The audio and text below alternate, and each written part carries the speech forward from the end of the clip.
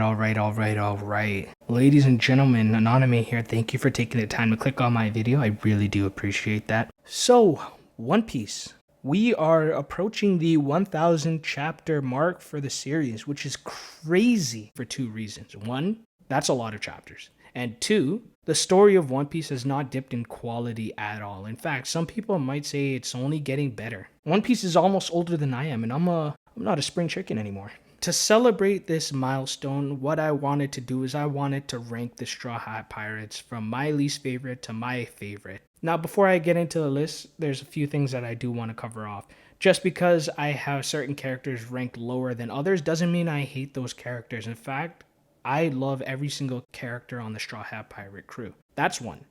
Two, this is a subjective list based on my opinion, meaning that the list that I come up with will probably be different from the list that you come up with, and that's okay. And finally, I will only be ranking the official members of the Straw Hat crew. So this means that characters who traveled with the crew before will not be included in this list, and also characters that are currently on their journey with our main cast will not be included, as we don't know if they will join the crew. But if they do join the crew, then maybe I'll come out with an updated list later on. Okay, before we get into the rankings, I just wanted to give you guys a spoiler warning. I'm going to be ranking the characters, and to properly rank them, I do need to pull in some examples and things that happen in this story in order to justify their place within my list. So just keep that in mind. I don't want to say stuff like, oh, the reason why I have this person here is because they're so awesome and they're so cool and they did it, blah, blah, blah. Like, I want to actually have a proper reasoning and stuff. So again, spoiler warning. So with that said, let's get into it. Starting off our list at number 10 is Franky, also known as Cutty Flam. Now, raise your hand if you completely forgot that was this man's real name, because I did. Franky became the shipwright for our lovable pirate crew after the whole Ennis Lobby ordeal. Oh, and he isn't just a regular schmecular guy. Oh, no. Due to an accident and him repairing himself, he became a goddamn cyborg. He created the Thousand Sunny pirate ship too. The beautiful ship the good guys use today to sail the Grand Line. He also makes and tinkers with various inventions, so he's a very important member of our crew, for sure. If I'm being honest though, out of all the Straw Hats, he was the only one I started off really hating, and for good reason too. Before he knew the Straw Hats, he stole their hard-earned money and spent it. Now, I know he used the money to buy this special material he would later use to create the new pirate ship, but how was I or anybody else supposed to know that at the time of his introduction? To me, he was just a bad hombre and was always fighting an uphill battle, at least for me. I thought Oda was actually setting him up to be the major villain for the arc or something. Turns out I was wrong, sue me. Also, him and his crew beat the absolute out of Usopp, that guy. But then he grew on me. His backstory moved me, and his dreams are, well, admirable. So when he joined the team, I was a-okay with it. Then the post-time skip happened. And though he is a part of some really funny moments, he doesn't really get much time to shine. Outside of his battle with the very manly Senior Pink during the Dressrosa arc, I struggle to think of anything really memorable that he's done. And that makes me really sad. So with that said, he comes in last place. Sorry, my robotic friend. Praying you get some shine soon. At the number 9 spot, we have Tony Chopper. I love this little reindeer. He's absolutely hilarious. To me, he's the third funniest character on the crew, which is very respectable to say. Most of his funny moments come from him being extremely naive, probably due to his young age, I think. Or him being shocked at whatever crazy thing transpires. His fights, though, aren't the most interesting, but watching him utilize his devil fruit abilities is a little bit. Because of his skills as a doctor, he also began experimenting with drugs to enhance his devil fruit powers, introducing the whole rumble ball mechanic.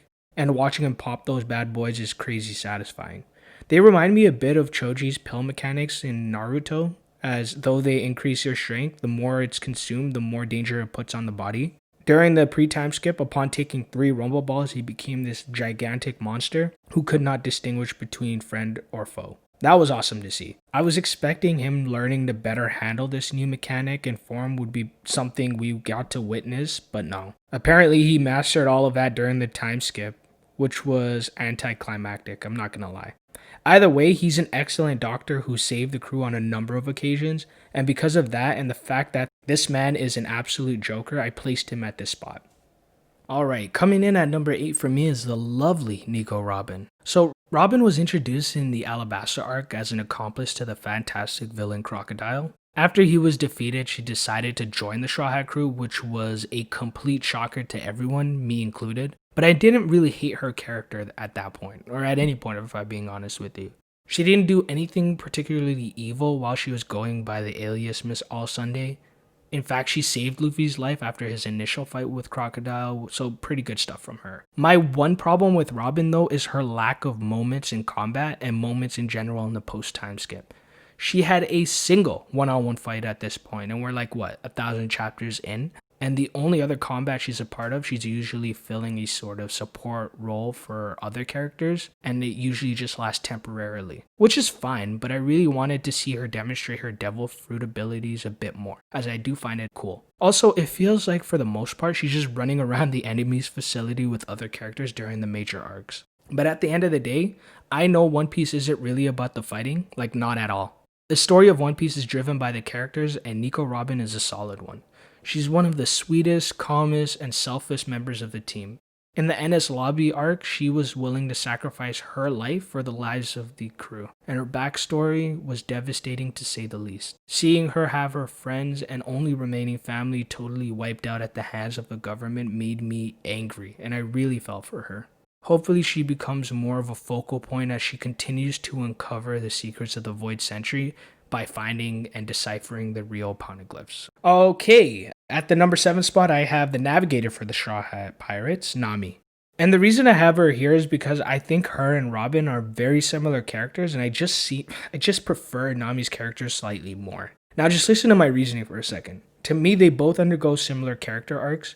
Both characters join the crew, which is suspicious to us when it happens. They become the focal point of the arc where they seemingly betray the crew, but for good reason, as we find out later. Both characters realize they need help and ask Luffy to save them. In Robin's case, it's a little less direct, but you get my point. Also, I would classify both of these characters as the most emotionally mature members of the crew, and sometimes you just need to have someone that's, well, sane. Unlike Robin, however, Nami seems to get a lot more time to shine when it comes to combat, and she plays a more prominent role post-time skip. Well, only during the Whole Cake Island arc, but still, that's a lot more shine than any of the other characters I mentioned so far received. She also received an interesting power boost in Zeus, the thundercloud homie she lured away from Big Mom. I think this was a great addition to her arsenal, as the whole weather shaft thingy was pretty bland in my opinion. Anyway, this and her tragic backstory in Arlong Park I think more than justify her spot here. Number 6, I have Brook. Brook is awesome. Remember when I said that Chopper was the third funniest crew member? Well, in my opinion, at least Brook is hands down number 2. The man's comedic timing is impeccable. I know a lot of it is definitely because he's a skeleton, and for some reason he tends to emote often during the delivery of a lot of his jokes. He also had a couple amazing moments in the last arc where he A, stole the road poneglyph from Big Mom, a major artifact in the One Piece world, and B, he asked Big Mom mid-fight if he could see her panties, which is really, really weird, but like go off, I guess. Brook's backstory is also my favorite out of everyone's. I got teary-eyed watching as the entire crew succumbed to poison, joyfully singing and playing their final song until Brook remained utterly alone. Obviously that was not the end of Brook though, as his devil fruit power activated upon his, death, and he came back as a skeleton. He lost his friends and was alone for a very, very long time. I really do hope he meets Laboon again. That's something I'm really looking forward to seeing. So up next at number 5, I have Jinbe. His role in the crew? No idea. But that's okay because in the kind of short time we knew him, he had some really unforgettable moments. So let me just roll through some of them real quick.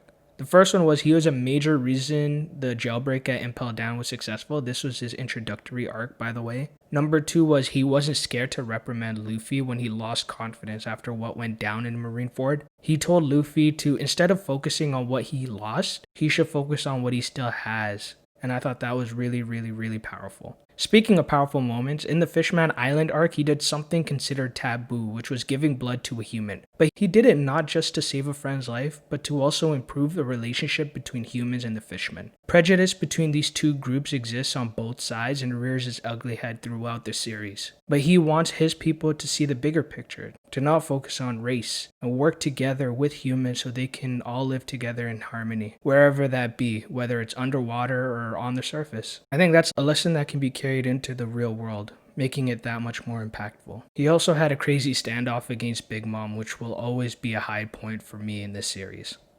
So, number 4. Alright, I'll come clean here. When it came to our cook Sanji pre-time skip, I wasn't particularly interested in his fights, and I didn't feel like there was much character development from him, so there's nothing really keeping me intrigued with his character. And then that Whole Cake Island arc happened, and my boy skyrocketed up my list. He didn't even get an epic fight in it or anything like that. I just love what Oda did with his character that much.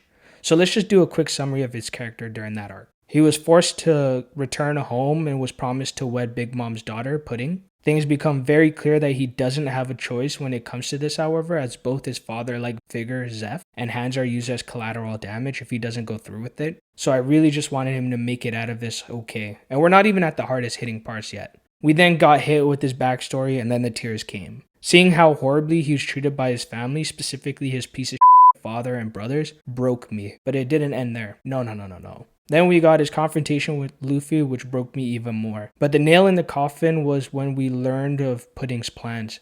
How she didn't love him, how she would be killing him during the wedding. The arc did a good job of making Sanji a sympathetic character, and once again showed that you don't need a crazy fight to validate a character in a shonen. So all in all, the whole turning on your friends only to rejoin them, though tried, proves to be as effective as ever. We're 3 of 3 now. At number 3, I have God Usopp. He is without a doubt the funniest member of the crew. Again, this is my opinion. He seems to react to situations like how a normal person would. He isn't powerful, not in the slightest. In fact, he's fairly weak. If he isn't fighting, then he's teamed up with other Straw Hats similar to Robin. Only thing is that his fights out of all the weaker Straw Hats are definitely the most memorable. His fight with Luffy specifically was so special and wonderful. It was one of the few times he actually stood up for something, and he fed Luffy, before ending up getting fed himself. The funny thing was, he didn't overpower him with strength or anything. He seemed to know his captain's tendencies and use that to his advantage, as well as implementing some interesting strategies.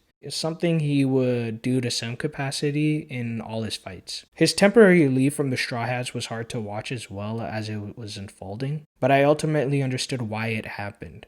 His cowardice showed up a bit though later on in that arc when rescuing Robin. Instead of facing his crew like a man during this time, he came to them under a new alias, Soga King. In regards to the post-time skip, his role in Dressrosa was hilarious, as he kept finding himself in progressively worse situations, and that wasn't his intention. For example, he helped free the Tontadas, as well as the humans who were turned into toys, and because of that, he really pissed off Doflamingo, the antagonist of that arc. So much so that when Doflamingo issued an exclusive bounty system within the area the arc takes place, he placed Usopp at the very top of that list. In that same arc, a nearly unconscious and battered Usopp gave a speech that inspired others and resulted in him amassing a sort of following. But when you see that same speech from his perspective, you see that what he said and what everyone heard were two different things.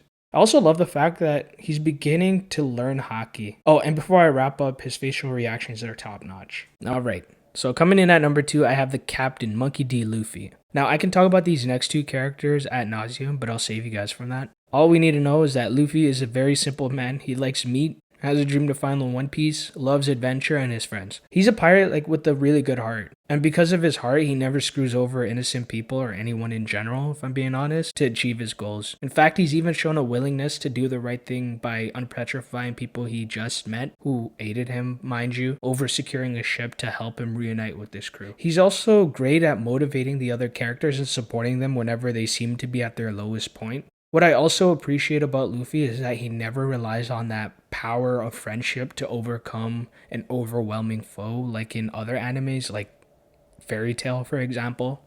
He beats the crap out of the people he should be beating the crap out of, properly struggles against opponents more comparable to him in strength, and gets absolutely wrecked by the top dogs. His fights outcomes are very believable and do not rely on pulls, which is very much appreciated by me. As the years go by and he fights more and more people, I really enjoy seeing how he seems to always learn from his fights, both the ones from his past as well as they're actually happening. And obviously as the main character, he's featured in a lot of fights, which just makes me love this guy even more. His fights against Doflamingo and Katakuri are up there as one of the best fights in all of One Piece. And don't let me get started on his powers. Rubber-like attacks are awesome to watch, but seeing him use gear to further his abilities, now that's just wonderful. Luffy can be a cold dude during serious situations, but for the most part, he usually seems to have this childlike demeanor and is committed to up every single plan before the rest of the team has time to act on them. Like, this guy's hilarious.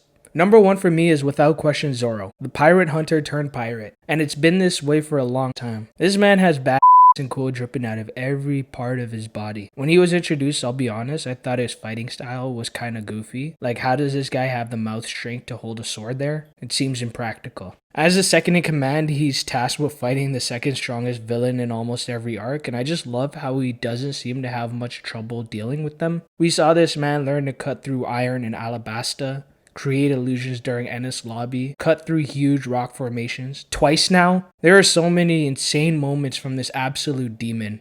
He consistently drops fire lines throughout the story as well. For example, the nothing happened one, when something clearly happened. His whole spiel about respect and those that disrespect the captain must not be welcomed back with open arms. He even shows a willingness to stand up to Luffy if he feels that Luffy is not living up to the title of captain. One of the craziest things I heard from him was directed at Monet in the Punk Hazard arc. She was so adamant in her belief that he would not attack her because she is a woman, only to be hit with this gem.